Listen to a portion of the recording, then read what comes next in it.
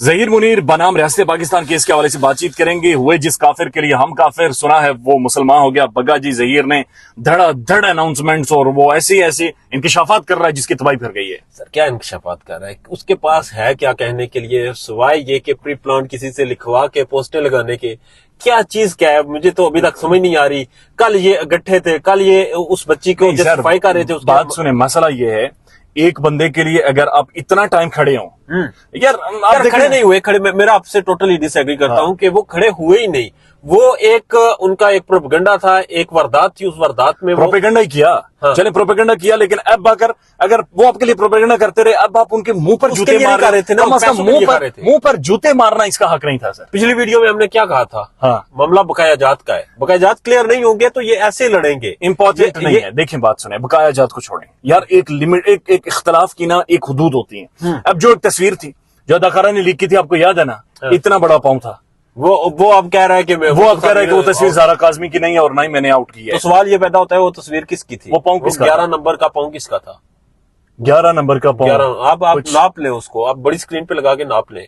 वो मर्दाना पाँव, एक जनाना जिस्म का मर्दाना पाँव। ये वो पाँव है, हम तस्वीर लगा नहीं सकते। ये बात देखें, ये देखें ना, ये जनाना जिस्म का मर्दाना पाँव, ये किसका हो सकता है? ये एक ही हो सकता है ना, जिसका हो सकता है उसकी तरफ आप ना जाए, ऑडियंस ही अंदाजा लगाएगी। लेकिन ये क्या लेंथ क्या होगी इस पाँव की? I mean what is this sir? ये 11 नंबर का पाँव है, देखें कितना लंबा पाँव है। ये आइडियल पाँव है। ये एक ऐसा पाँव है कि जो किसी का और हो नहीं सकता। अच्छा, ये दुनिया में ये आलम चन्ना की मसला ये है कि जब ये पाँव के साथ तस्वीर लगा गई तो मैंने उस वक्त कहा था कि भाई ये साइबर क्राइम है, ये जुर्म है। ये आप जुर्म जो कर रहे हो, चलें ठीक है, बात करने तक बनता है, लेकिन आप पिक्चर किस जगह कर किसी खातून को, सवाल ये पैदा होता है। आज वो चंगड़ ये कह रहा है कि ये तस्वीर आउट नहीं होनी चाहिए थी। जब ये आउट हुई तो बेडरूम की तस्वीर कैसे आउट हो सकती है? किसी ने तो की है। अब मैं आपके बेडरूम में मैं तो नहीं जा सकता। अच्छा, वो पाँव के साथ आप देखें, ये लेटा हुआ इसी का चेहरा है। हाँ। ये तो एडिट नहीं किया गया। नहीं, बिल्कुल। तो फिर आप मुझे ये बात समझाएं कि ये कैसे, फिर ये तस्वीर किधर से आई? ये किस तरह से ऑर्केस्ट्रेट हुई और ये किसने बनाई थी? यार जाहिर सी बात है, जहीर ने बनाई थी या फिर कमरे में कोई ऐसा बातमाद इंसान था, शबीर भाई जिसने तस्वीर बनाई। और ये तो आपने कंट्रोवर्सी भी मेरे ख्याल में मेरे पास आसान तरीका है, मेरे पास बहुत आसान तरीका है इसका एक हल निकालने। इस केस के ऊपर जितने लोग काम करने वाले हैं, जितने लोग इस केस के साथ जुड़े हुए हैं, सबके पाँव चेक करें। सबके सीरियस मैं बता रहा हूं। नहीं, मैं एक फीता लें, सबके पाँव चेक करें और वो मेजरमेंट करें। क्यों आप नशेमन पे बिजलियां गिरा रहे हैं? नहीं आप सर, ये हाल ठीक नहीं है यार। हाल तो ठीक है, मगर बात यह है कि हम लॉजिक पे एक और काम करते हैं। सब लोग इस तरह करते हैं कि अपनी अपनी कम्युनिटी पे जितने लोग काम कर रहे हैं, जितने लोग कैसे जो कम्युनिटी पे पाँव की पिक्चर लगाए, अपने पाँव की पिक्चर ताकि पता चल जाए। ताकि वो जैसे एक ट्रेंड आया था ना, मी टू, ऐसे आएगा मी नॉट का ट्रेंड चलाएंगे। अच्छा नहीं, इसका वाहिद हल जी ये है, फोन गिर गया, मैं निकाल लेता। अच्छा नहीं, इसका वाहिद हल जी ये कि कम्युनिटीज के ऊपर सब पाँव की तस्वीरें लगाए और उससे पता चल जाएगा कि वो नाजेबा तस्वीर किसकी शेयर की गई थी। छोड़े सर, दफा करें इनको, इनके पाँव को दफा करें। आजकल एक पोस्ट है जिसका किसी ने जिक्र किया। अंग्रेजी कैसी है आपकी? बहुत बुरी है। आप फिर इसके लिए नहीं बने, आप फिर जहीर की ऑडियंस नहीं है। I am sorry, I am very sorry sir. What is this behaviour? You are not for this post. मैं अंग्रेजी बोलता हूँ, आप सिर्फ ट्रांसलेट करें। जहीर ने पोस्ट की है जी टिकटॉक के ऊपर और ये कह रहे हैं कहानी सुनो। ये कहानी सुनो, एक ड्रामा आया हुआ है। ये कहानी सुनो, एक ड्रामा आया हुआ है। कहानी सुनो, मुझे प्यार हुआ था, गालिबन इस तरह इकरार हुआ था। हाँ। अच्छा, वो उस कहानी में सुना रहा है, वो कह रहे हैं they have pronounced me as a gang leader of a gang. यार बस कर दे, मैं आगे नहीं सुन सकता। मतलब आप अंदाजा लगा सकते हैं कि वो खुद इतना अटेंशन सीकर है कि वो खुद को गैंग लीडर कह रहा है। यार उसकी शक्ल है, उसकी हालत है कि वो गैंग लीडर हो। मांगे हुए कपड़े पहनता है वो, मांगे हुए कपड़े। वो इसमें कपड़े मांगे हुए पहनने में बुरी बात नहीं है, बुरी बात नहीं है। जब आप किसी की बेटी आप कराची से लाहौर ले आए और फिर वहां पर उस गैंग के सोलतकार के तौर पर काम करें, जब पुलिस आई आपने कहा नामे दिखाएं। चले कहानी आप कहते हैं नहीं बयान करो तो मैं नहीं बयान करता। मेरी कहानी नहीं, सुने गैंग लीडर कैसे? आखिरी वो कह रहा है, मैं तो नहीं कह रहा, वो कह रहा है मैं गैंग लीडर हूँ। वो कह रहे हैं, लोग मुझे कह रहे हैं गैंग लीडर। इनकी हिस्ट्री ये है कि ये मोबाइल मारता होता था, पॉकेट मार था ये, ठीक है, मोबाइल स्नैचर था। ये मोबाइल के पुर्जे बेचता था, ये मोबाइल की बैटरी, कैमरा, स्क्रीन, ये चीजें अलग करके बेचता था। कितने रुपए की? यही 150-200 की। पिस्ते के साथ शायद मुलाकात। ये सारा एक ऐसा गंदे लोगों का ग्रोह है जो कि स्ट्रेचिंग करते हैं, हंस गए ना, जेब में हंस काटते गए। हैं। आज अच्छा, पहली दफा आगे इन्होंने आगे जो सुनने किसी थोड़ी बात अंग्रेजी खराब है, ऑडियंस ने अंग्रेजी तो नहीं खराब ना। डॉलर ज़ारा केसी सुने, डॉलर ज़ारा ऑडियंस ऑडियंस आप अंग्रेजी सुने, ठीक है। अच्छा जी, चले कहानी नहीं सुनाते, आपका मूड खराब होता है। उसके नीचे इसने कैप्शंस लिखे, कैप्शन तो समझ नहीं हो ना, एक तहरीर की जो मैं किस वास्ते लिख रहा हूं। अच्छा, उर्दू में ठीक होता है तहरीर। तहरीर, वो लिख रहा है, please read my story and understand that your sport could change the future and Fortune of my wife. समझ आइए, मुश्किल है। मैं समझ गया। वो आना है मैं मड़ी स्टोरी। मेरी ये स्टोरी मेरी वाइफ की किस्मत और मेरा फ्यूचर बदल सकती है जी, आगे सुने।